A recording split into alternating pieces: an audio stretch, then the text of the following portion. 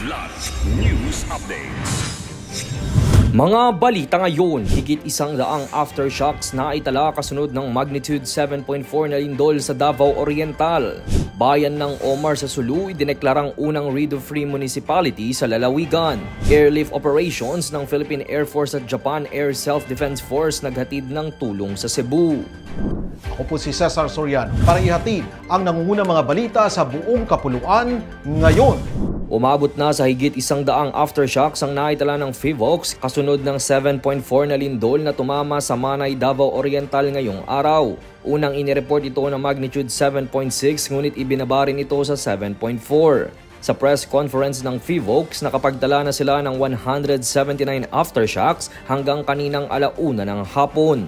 41 dito ay platted habang 10 aftershocks ang naramdaman at may magnitude range na 1.3 hanggang 5.8.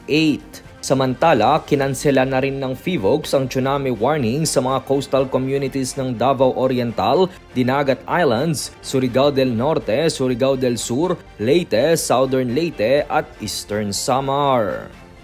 Isang makasaysayang tagumpay sa kapayapaan ang naitala sa Sulu matapos ideklarang rido-free municipality ang bayan ng Omar kahapon at ang kauna-unahan sa buong lalawigan.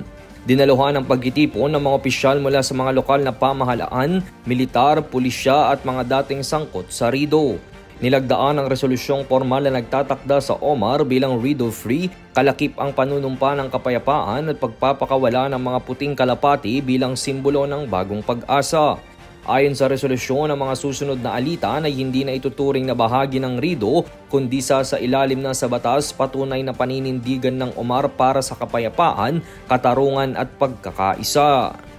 Nagpamalas ng pinagsamang lakas at koordinasyon ng Philippine Air Force o PAF at Japan Air Self-Defense Force o JSDF sa bilateral airdraft at airlift operation sa Tacloban City noong October 9 na bahagi ng Doshin Bayanihan 0525 o AHDR exercise. Sa low-cost, low-altitude airdraft, magkasabay na nagpalipad at nagbagsak ng cargo ang dalawang bansa gamit ang C-130 aircraft bilang pagsasanay sa precision draft at disaster response. Sinundan ito ng airlift mission na naghatid ng mahigit 800 na kahon ng inuming tubig mula Tacloban patungong Lapu-Lapu City at kakayahang tumugon sa sakuna ng dalawang hukbong panghimpapawid. Para sa Kidlat News Channel, ito si Jai Reyes, nag-uulat. Ako po si Cesar Soriano, kasama nyo sa bawat pagputo ng balita.